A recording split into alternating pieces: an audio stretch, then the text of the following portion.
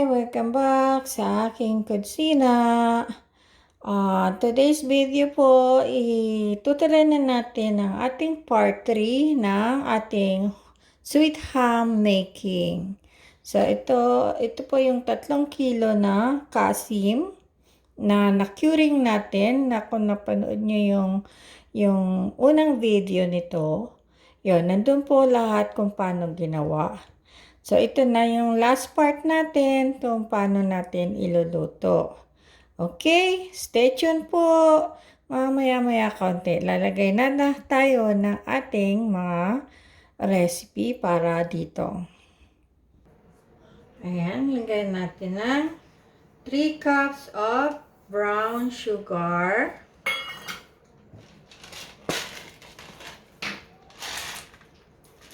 Ayan. Yung black pepper. Pwede po kayo gumamit ng cloves. Since ayaw ng mga anak ko, yung mga ganon. So, ang gagamitin ka na lang ay black pepper.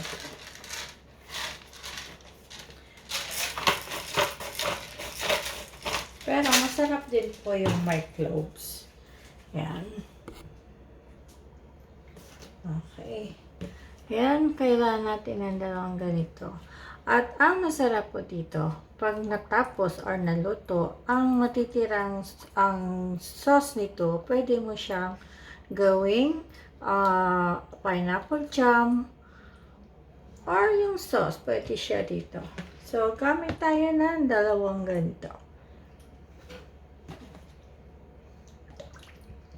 Baka isa lang, pwede na siguro isa. Natakpan na siya. So, ang dami din pala laman nito. Ayan.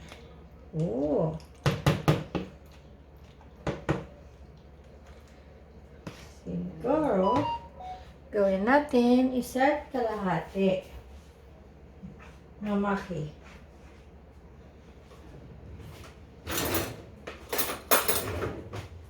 Diyan na natin. Ayan.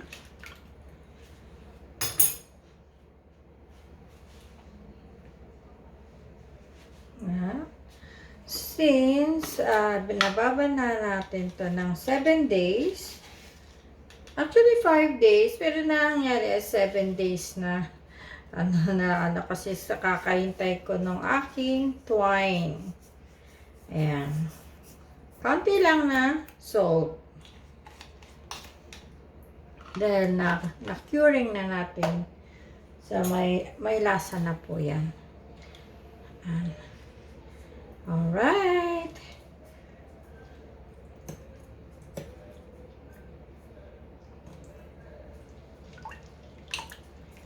Ganyan natin. Tapos, sasalang natin to ng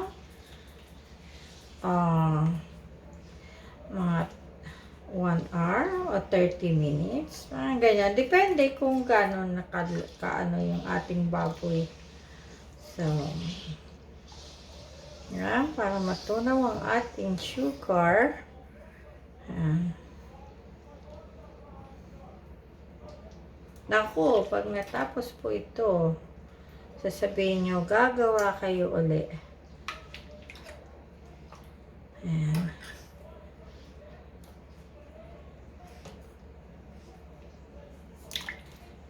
Tapos po, sa ngayon kasi, may nabibili ng net para sa ham.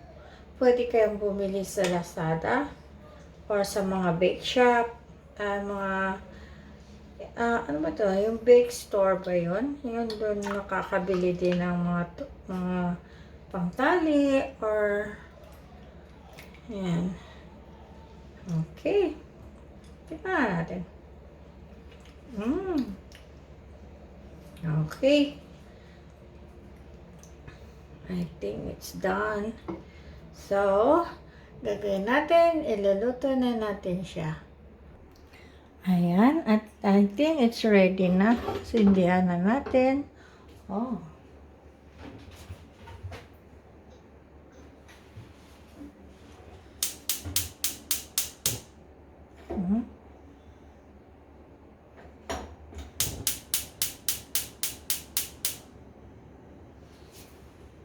Okay. Kahit anong kaldero po or kahit anong kawali pwede. Basta yung matatakpan siya.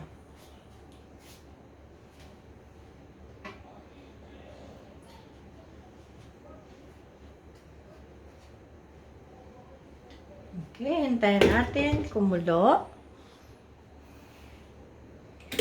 Yan.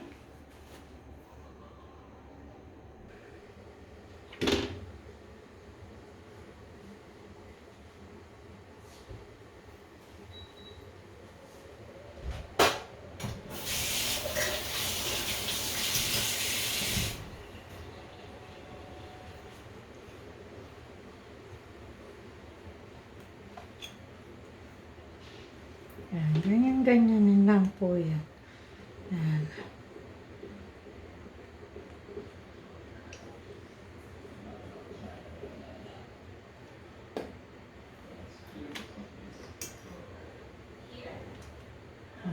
See? Ganda. Oh. Balik na rin natin. Ay! Okay. See? Sorry!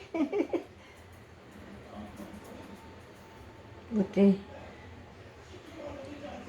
Buti walang ano doon sa baba. Wala yung aking alaga. Kaya,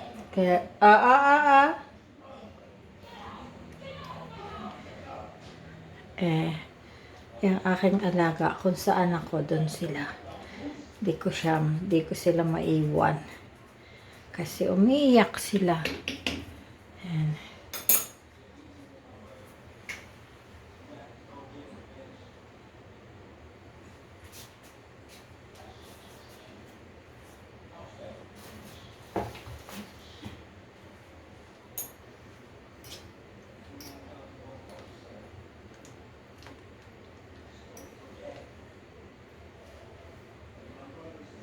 Diba? Ang ganda-ganda na ang ating ham.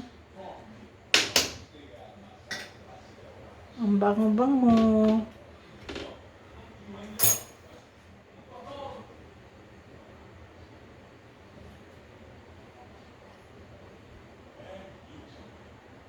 Check natin ulit.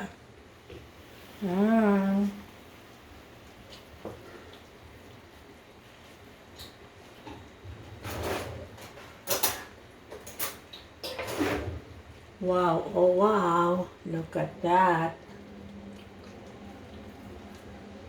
Natatakot tuloy ako. Teka lang.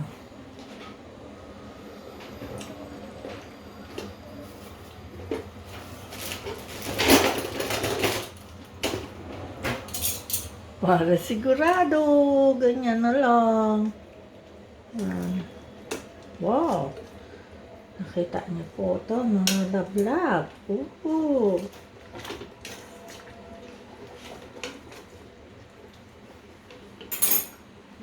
kilo. Yan. Ito, maganda. Alright. Look at this. Kita niyo yan? Oh, hindi makita, madilim.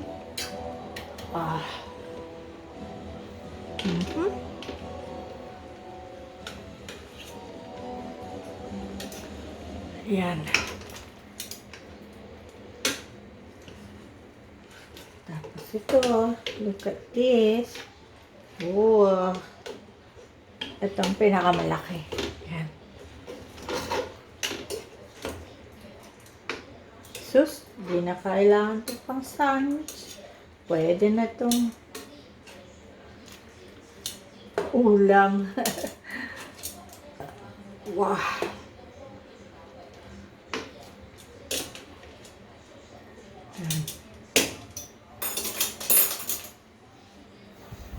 Tapos, hihinaan na natin ng apol para lumambot na siya.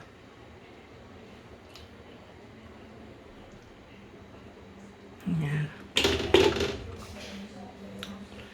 Sana natin para hindi sisingaw.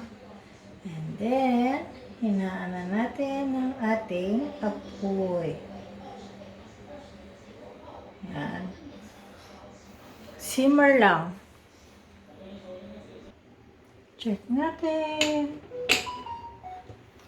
Ooh.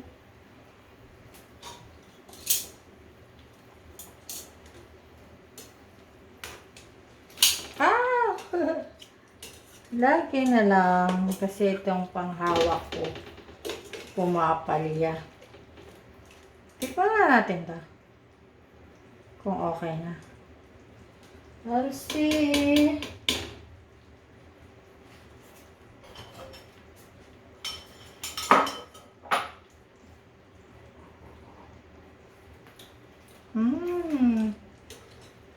Sarap.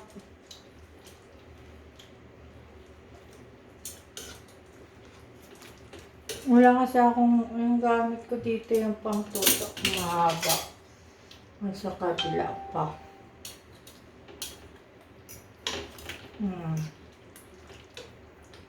As in, mahirap pag walang gamit. Yan. Hanggang mapaso. Ito yung taba, okay na. So, hindi na natin babalik na rin. Ayan. Malambot na din to. Yan. Alright. Lakasan na natin yung apoy. Yan.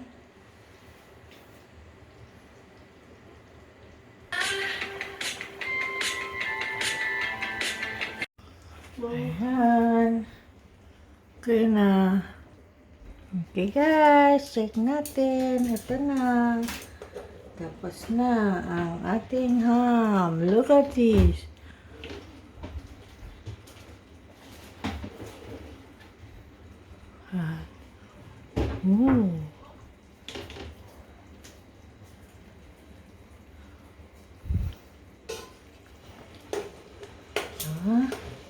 Sana hindi mahulog.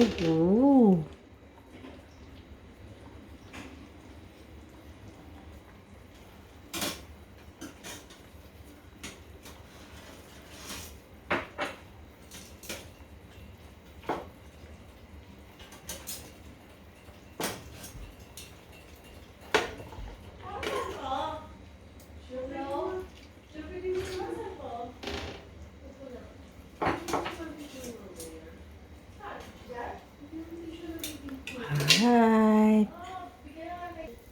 Tapos itong sauce natin, papalamigin. Tapos tatanggalin ko yung, ayan, nakita niyo yung mantika sa ibabaw. Tatanggalin natin yan. Ayan.